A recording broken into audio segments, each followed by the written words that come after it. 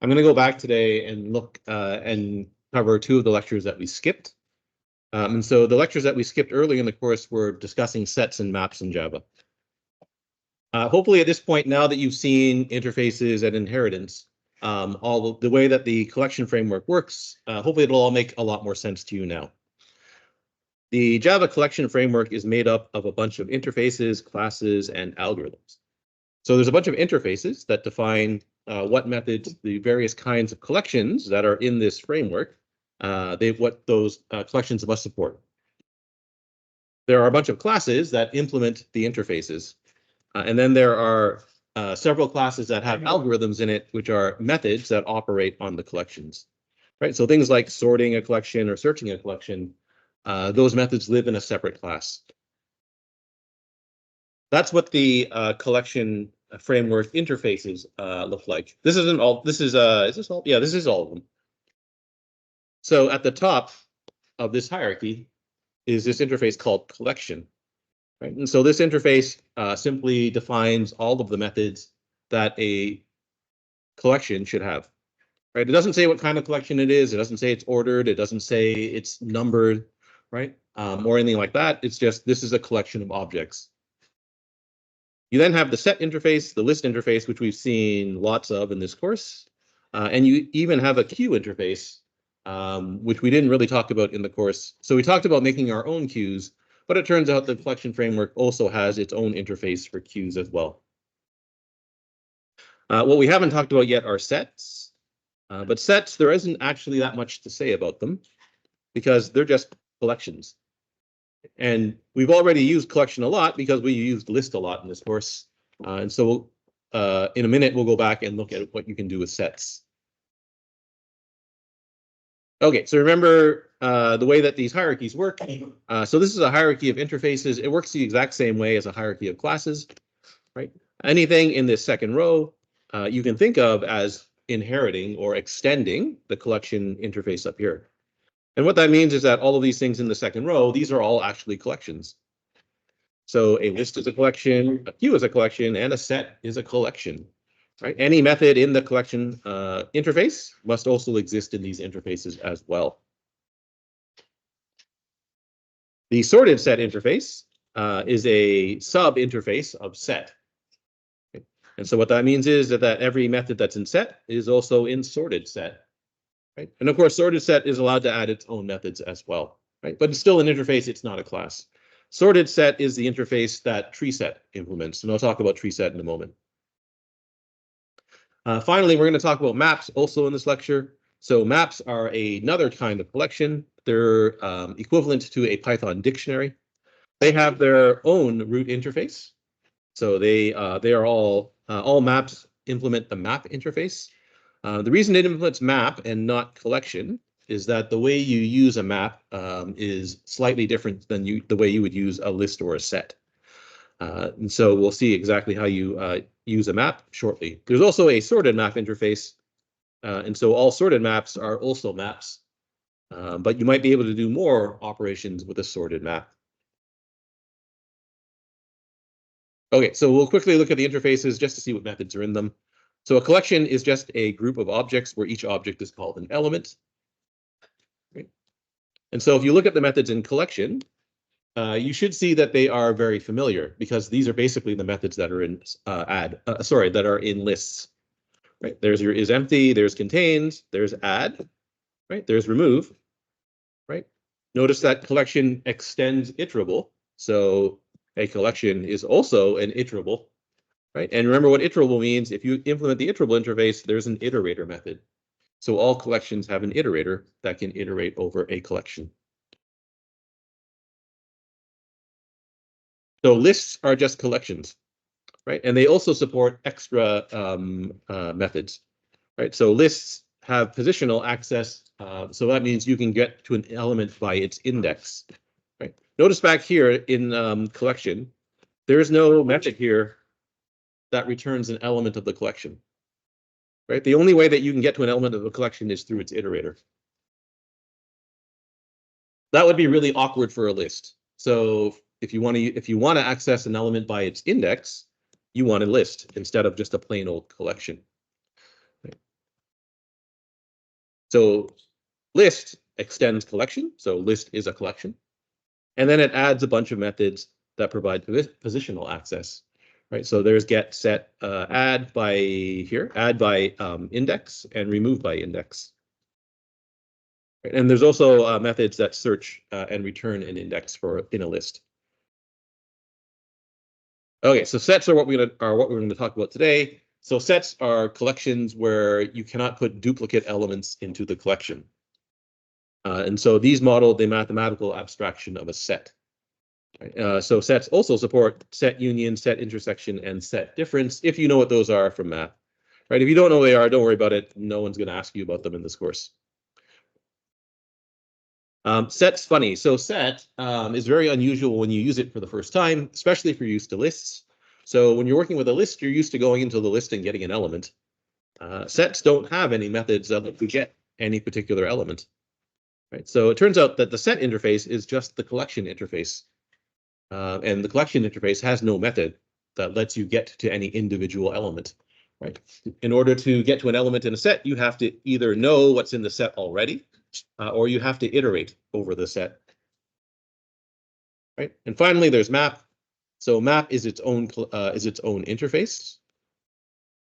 Now, the reason it's its own interface is because you can't add something to a map.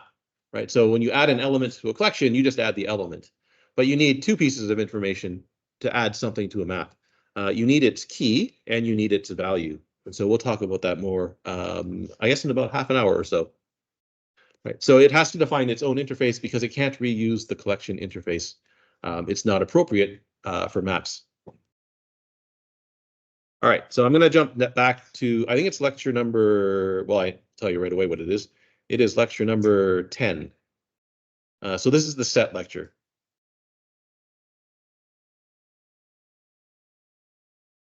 So sets are just collections of unique elements, and all that means is that no two elements in the collection are equal to one another. You might wonder, why would you use this sort of thing? So one of the main reasons you want to use a set is because a map also uses a set. And so we'll see that shortly. But there are other uses of maps, sets, sorry. So sets are useful if you want to test whether or not an element that you have is a member of the set.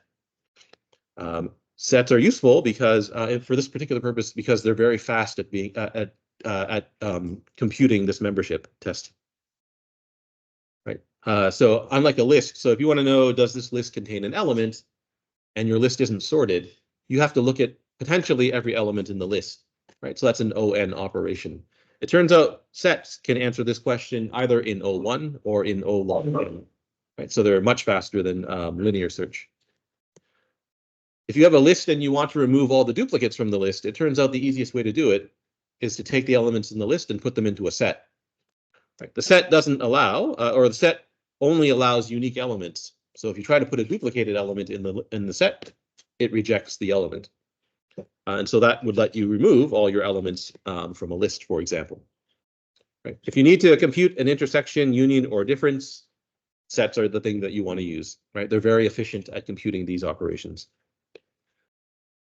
Again, it's weird using these things because there's no indexing or accessing any particular element of a set, of an ordinary set. Right? And so that's a bit odd when you use them for the first time. You also cannot slice a set. Some of the Java sets do support returning a subset of a set, though, and so we'll see an example of that shortly. Okay, so when you're using a set in Java, remember, set is the interface. So that means you need to pick a class that actually implements the interface. There's this thing called hash set, and there's a thing called tree set. Hash set is the fastest set that you can use. It's the thing that's most similar to a Python set if you use them in Python. Tree set is the type of set that keeps its elements in sorted order. Right? And so the way it sorts its elements is that it uses compare to for each of the elements. Like lists, sets are generic, so they can hold elements of any single type. Right? And like sets, when you're making a set, you always use the angled brackets, and then you put the element type inside the element brackets. So here's an example of creating a hash set of strings. So you use the class hash set, you tell it that it's a set of strings, and then you must make a new hash set. Like with lists, you can't make a set of primitive elements. So there's no set of int, for example. You have to use the wrapper class, right? So if you want a set of int, you have to make a set of integer instead. This is just a limitation of Java's generic mechanism. So you already know how to use sets, whether you realize that or not, because most of the methods that a list has, sets also have. So to make a set, you just use new, and then you call a constructor. If you want to know is a set is empty, you just use the isEmpty method. Right. For all of the collections, Java uses the method called size to get the number of elements in the collection. If you want to add something to a set, you just call add. Add returns true if that string is not already in the set, and it returns false if that string is already in the set, right? Because sets only allow unique elements. If you want to search a set, you use contains. And if you want to remove an element from a set, you use remove. To copy a set, you just use its copy constructor, right? So it turns out you can copy not just a set, but you can copy any collection in Java. So you can also copy a list. So if you want to remove the elements, duplicated elements from a list, right, you just pass in a list to the set copy constructor, and the resulting set will have all the duplicated elements removed. Okay, so hash set is the set that you normally use. It's extremely fast, right? And so if you want to add something, remove something, or test if something is in the set, it has O1 expected complexity. So on average, it's O1. There are cases where you can make it ON, but in most use cases, it is O1. Right. Now, hash sets, they don't promise anything about how the elements are put into the set. So if you iterate over the set, the elements might come out in any order.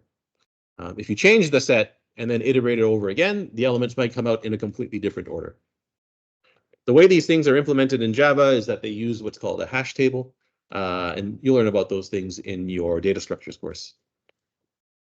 A tree set is your other choice. So it's the choice that you might consider if you want your elements to be kept in sorted order.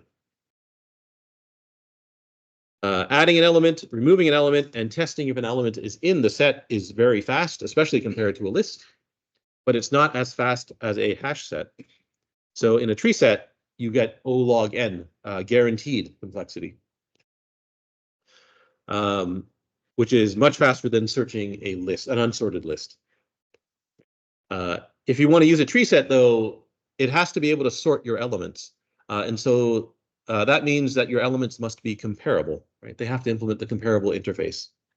Alternatively, when you make the set, you have to give it an object that knows how to compare elements of your type.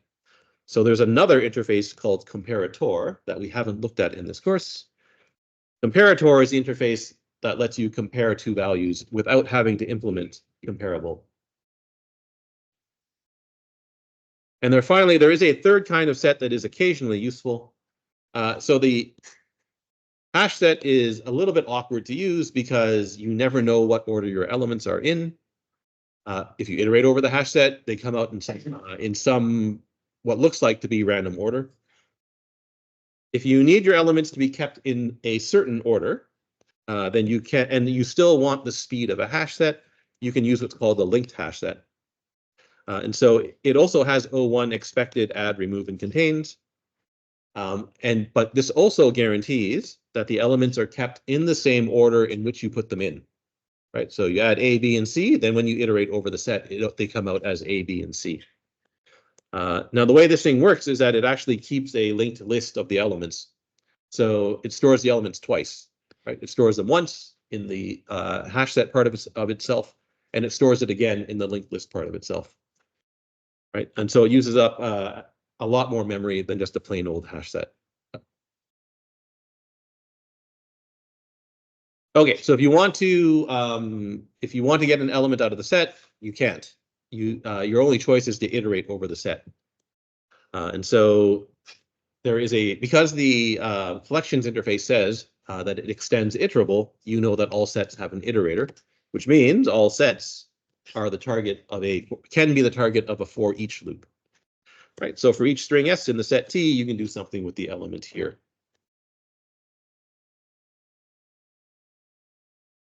Okay, if you want to ensure uniqueness of your elements in a collection of some kind, then the easiest way to do that is to put them into a set.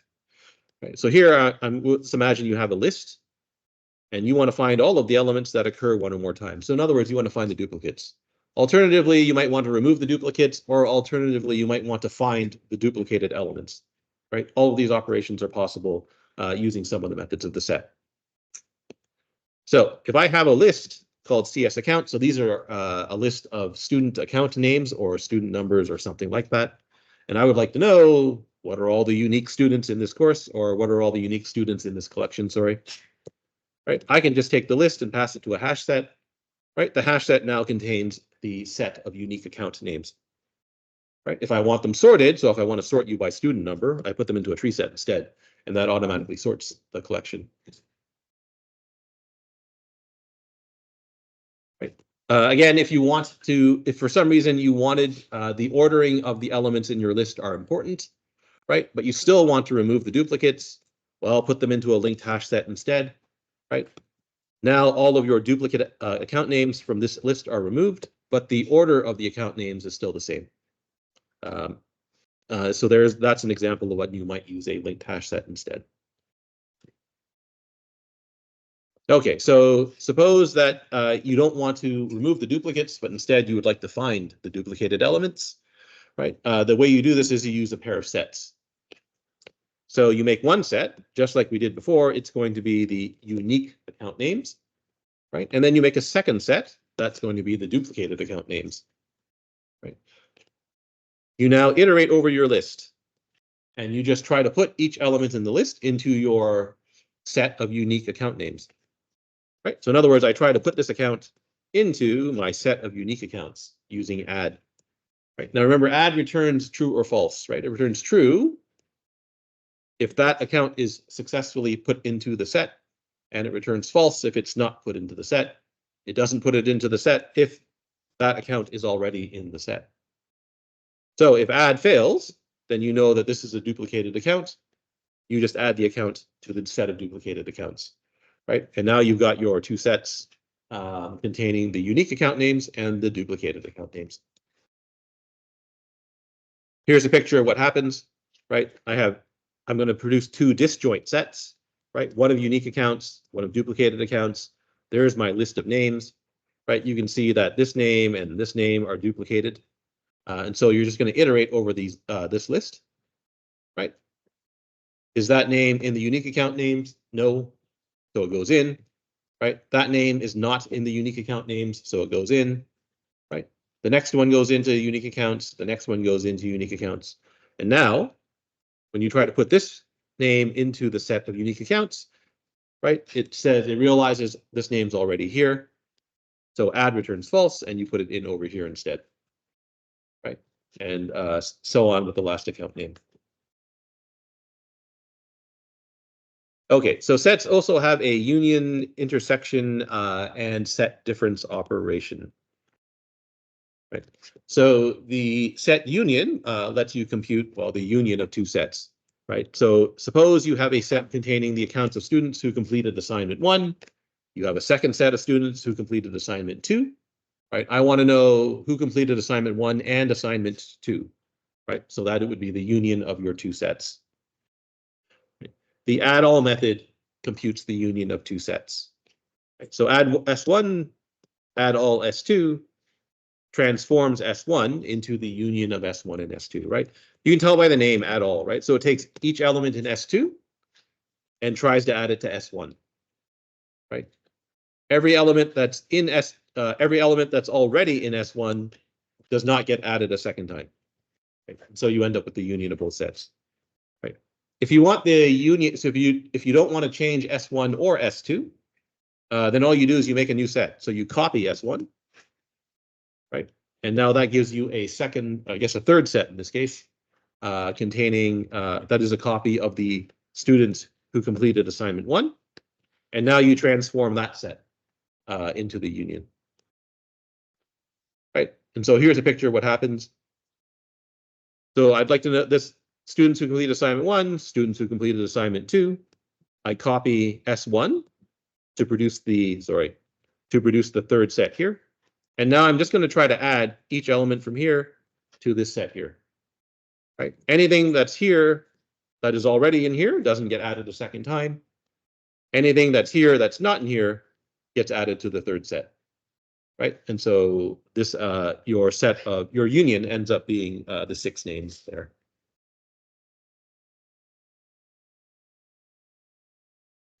So there's also a set intersection method.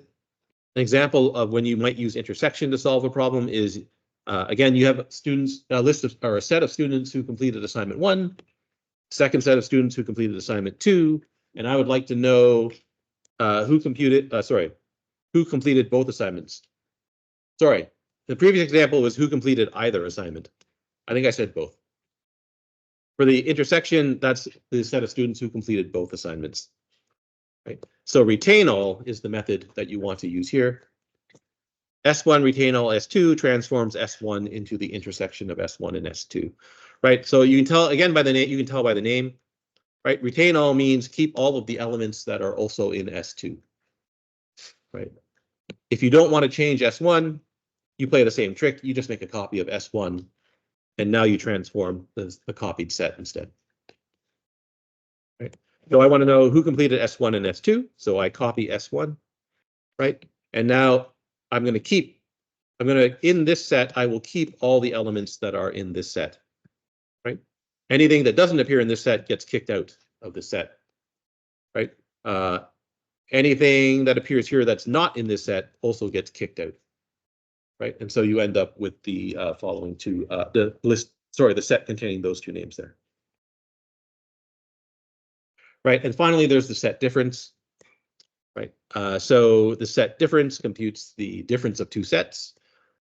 So if you have the, so again, you have set 1, the students who completed assignment 1. You have set 2, the students who completed assignment 2. And I want to know who only completed assignment 1. Right, there's where you use the set difference. Right, so the set difference operation is called remove all. Right, so remove all removes all the elements in S2 that are in that are also, sorry, remove from S1 all the elements that are in S2. Right. Once again, if you don't want to change S1, make a copy of S1, and then call remove all on the copy. So who completed assignment 1? You make a copy of assignment S1. Right. There's the students who completed assignment 2. Right. Anybody who shows up in assignment 2. That's also in this set gets removed, right? So they're going to get removed, they're going to get removed, and the other 2 names will stay. End up with that. So that's the basics of using a set. That's a plain old set. If you want to use tree set, I guess we should quickly take a look at tree set. So if you want a sorted set, it turns out that a sorted set can do a lot more than what you can do with a plain old set. Right, and the reason this is true is because the set is sorted. Right. So if you look at the tree set class, yes, there's add, right? There's add all. There'll be a size and there'll be some other things as well. But notice that there's a whole bunch of other methods. So for example, there's a first method. Right. The first method returns the first element in the set, and this makes sense because the set is sorted.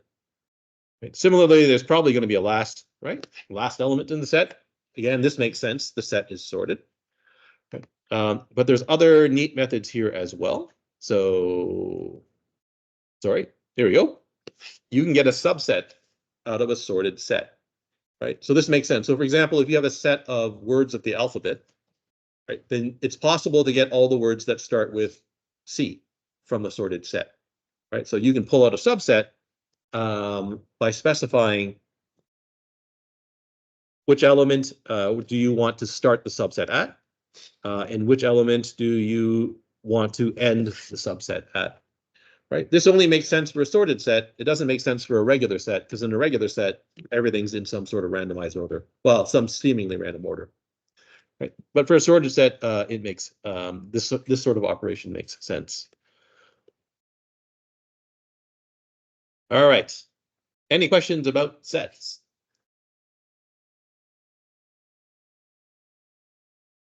Okay, so the next lecture is the map lecture. So a map is basically a Python dictionary. In computing science, this kind of data structure goes by many different names. Java calls it a map. Python calls it a dictionary. Other languages call them associative arrays. They all mean the same thing. Right? Okay, so a Java map is basically behaves the same way as a Python dictionary. Of course, the way you use it's very different. Right? Perhaps not surprisingly, map and sets sort of look the same, right? They sort of have the same names, right? So you have a hash map and you have a tree map. The tree map. So the hash map is the kind of dictionary that Python used to use. So it's very fast. I'll explain exactly what the difference is in just a second between a tree map. A tree map is a map where the keys are kept in sorted order. Right? So that would be the same as a Python dictionary where the keys are also sorted. Yeah. You know what reason why Python decided to change that? They did not change it to tree map. They changed it to the linked hash map. So Python, in the newer versions of Python, when you put stuff into a map, it remembers the order in which you put them in. Right. And so that would be a linked hash map, just like you have a linked hash set in Java. So linked hash map, very fast. It's a hash map, but it remembers what order you put the stuff into the map. Right. Okay, so maps contain what are called contain groups of what are called elements. So your elements are accessed by what's called a key. Right. So in a list, you can imagine that a list is also a map. Right. So in a list, each element has a unique index, right? 0, 1, 2, 3, 4, 5, 6, 7, 8, 9, 10. Right. And then inside the list, associated with each index is a value. Right. So a list, you can think of the keys as being the indexes, and you can think of the values as being the elements in the list. So a map simply generalizes the idea of the key or of the index. Right. So instead of using an integer value, you can use any value for your key. Right? But your keys must be unique. Right? So as soon as you see keys must be unique, you can immediately conclude that the keys have to be a set. Right? And indeed, the way that a Java map represents its keys is it holds it in a set. Right? Every key maps to one value, and multiple keys can map to the same value. So the values aren't necessarily unique, right? Just like the values in a list are not necessarily unique. Right? And Java calls the key value pairs entries of the map. Right? The easiest way to think about this is that a map is just a two-column table, like this. Right? So your first column here is the key. Your second column are the values. So this map here maps the month to the number of days in the month. Right. So the month January maps the day value 31. February has 28 days most of the time. Right. March has 31 days, and so on and so on and so forth. Right. Here are a bunch of other examples. Right. Mathematical functions are also called mappings. Right. So mathematical functions are maps. Right. So remember, a mathematical function, every value x maps to one value y. Right. So for example, a circle is not technically a mathematical function. Right, because each value of x in the range of a circle maps to two different values. Right? A dictionary you can think of as being a map, right? It maps. So this is a human language dictionary, right? So it maps a word to a list of definitions. Right. We saw the month example just a second ago. Right. You can think of the provinces of Canada as being a map. Right. So the province name would be a key, and its capital city would be a value. Right. The opposite's also true in Canada, I suppose. Right. There's no duplicated capital city names, so that's fine. The index in a book, you would map keywords to a set of pages. Right. Student marks in a course. So if I wanted to keep your marks in a course, I could take your student number, right, and map that to a list of marks. Right. If you wanted to be a little more fancy about this, though, you can take the student number right? And every student number maps to a set to another map, where that map contains the name of the assessment and the mark for that assessment, right? So you can have a map of maps, right? Just like you'd have a list of lists. Okay, so when you want a map, you have to pick the appropriate type of map, right? So hash map is the fastest one, right? Gets an element out of the map, puts an entry into the map, and contains a key, tests whether or not the map has a key. And these are all very fast for a hash map. So they are expected O1 complexity, right? So constant time complexity. Just like a hash set, the order of the keys or the order of the entries in the map are in some seemingly random order. Tree map is the map that you want if you want to keep the keys in sorted order, or if you want to keep the entries in sorted order. So it sorts by the keys, right? So its get, put, and contains are fast, but they're not as fast as for hash map. So they're in O log n. Just like a tree set, your elements, your keys have to be comparable, right? So we have to be able to compare the keys to sort the keys.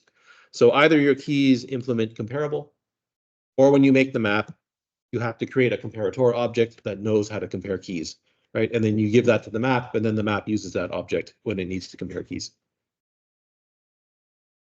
And finally, there's the linked hash map, which is basically a hash map that remembers what order did you put things into the map.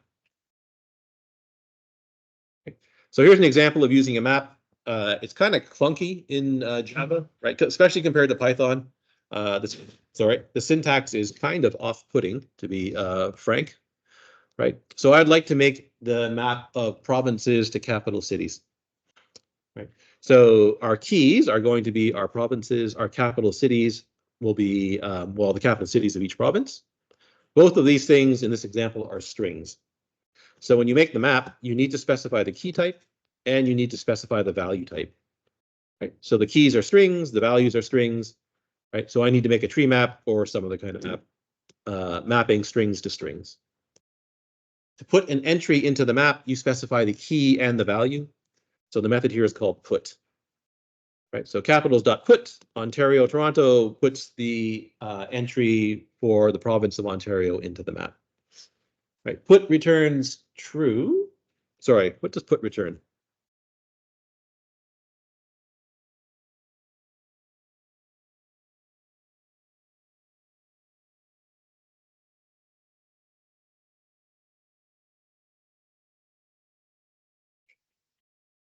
Okay, so put, okay. Put returns, sorry, put returns null if the, put returns null if the key is not already in the map. If the key is already in the map, that means there's an entry in the map that uses the key.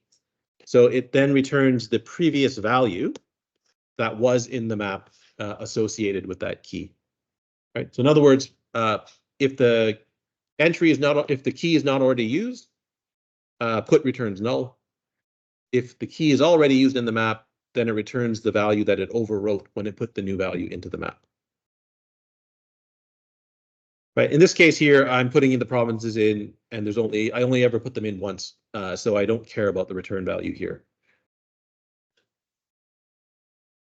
Okay. So this is the map that this previous example ends up constructing. All right, so once you've got your map, you might want to pull values out of the map, right? So this is like getting the values from a list, right? So with a list, you use get, and then you pass in an index. With a map, you use get, but now you pass in a key, right? So if I want to get the value associated with Ontario, you just call get and pass in Ontario, right? And that gives you the city that is mapped to the province of Ontario. Right. If there is no, if Ontario is not a key in the map, or if you spell Ontario wrong, I guess, then get will return null. Right. So that's another slightly awkward thing with using a map. You have to test the return value to make sure that the return value is in fact not null. right? Because if you try to use city and city happens to be null, you try to use it for some purpose, you'll probably end up with a null pointer exception. If you want to know is an entry in the map or is a key in the map, you use contains key. Right? So contains key returns true if a key is already in the map, and it returns false if the key is not already in the map. Right? So I know that Nunavut is not yet in our map of capital cities, so I should probably go ahead and put Nunavut into the map. Right?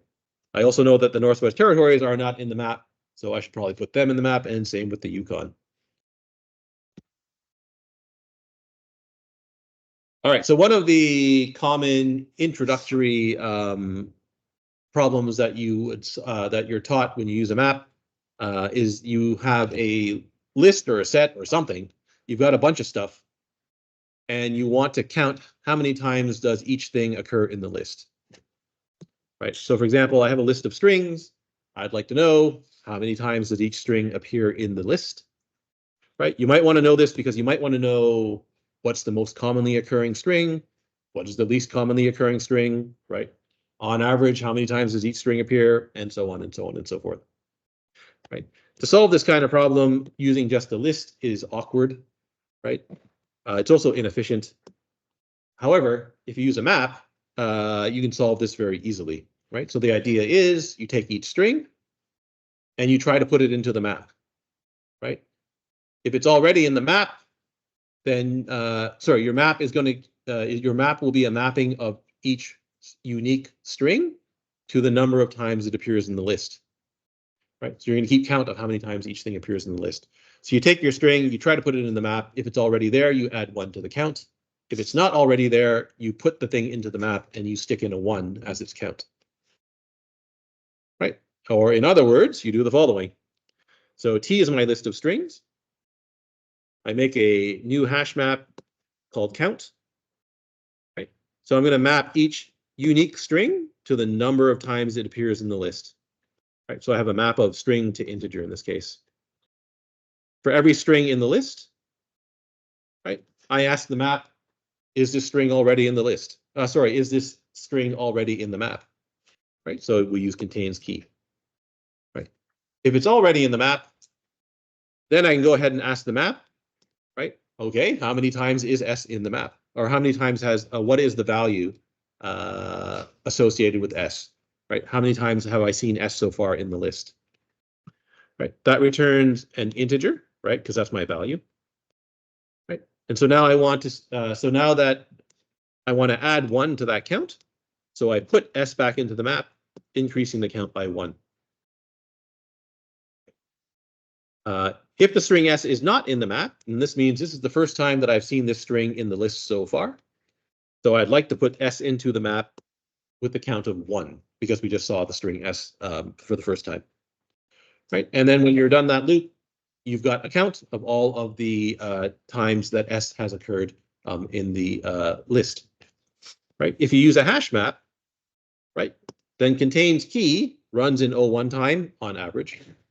Right, get runs in O1 time on average, and put runs in O1 time on average. So this entire loop runs on average in ON time. Right, if you tried to do this just using a list, your complexity would be much worse. Okay, so your keys in a map are unique, which means they form a set. And so what maps let you do is that you can actually ask for the entire set of keys. Right? There's a method called keySet that gives you the set of keys. Right? So if a count is the map from the previous slide, then I can ask the count map for its key set. Right, and now whatever you want to do with the set, you can do whatever you can do with the set, you can now do with the key set. Right, so if you remove something from the key set, it actually removes something from the map. Right, it removes the entry in the map, which is kind of neat. Right, is that true? I think that's true. You can't put anything into the set. That would be bad because you have to put a value, a key and a value into the map. So given a set, I can iterate over the set. Right, I can then ask the map, hey, how many times did that value, how many times did that key, sorry, how many times did this word appear in the list, right? And then you can print out the number of times each word appeared in the list, for example. The values in the map are not necessarily unique, right? And so how the map actually stores its values is unclear, right? You don't know, all that you know is that it's some kind of collection. It's definitely not a set, right? Because they're not necessarily unique. So you can ask a map for its values. It's not super useful because it comes back out as a plain old collection, right? It doesn't come out as a list. It doesn't come out as or anything. It just comes out as a plain old collection, right? Now remember, in collection, there's no way to get any individual element of the collection. The only thing you can really do with it is iterate over the collection, right?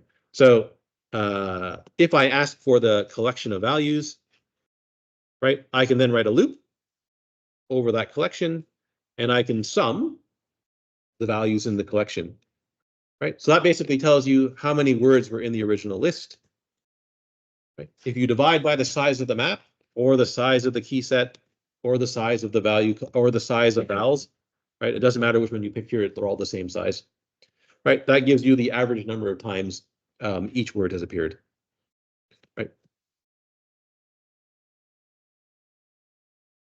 Okay, so key set, and so the thing you have to be careful with here is that the key set and the values method, they don't tell you what kind of set or collection is returned, right?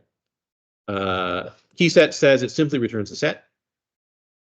Value says it simply returns a collection, right?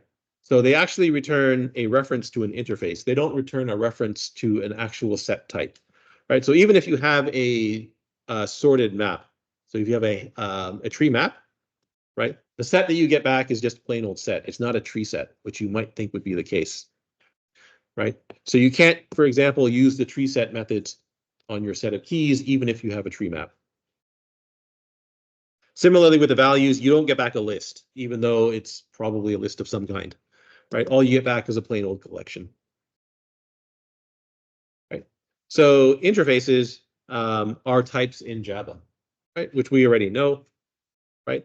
So list is a type, right? Array list is a class that implements the list interface, right?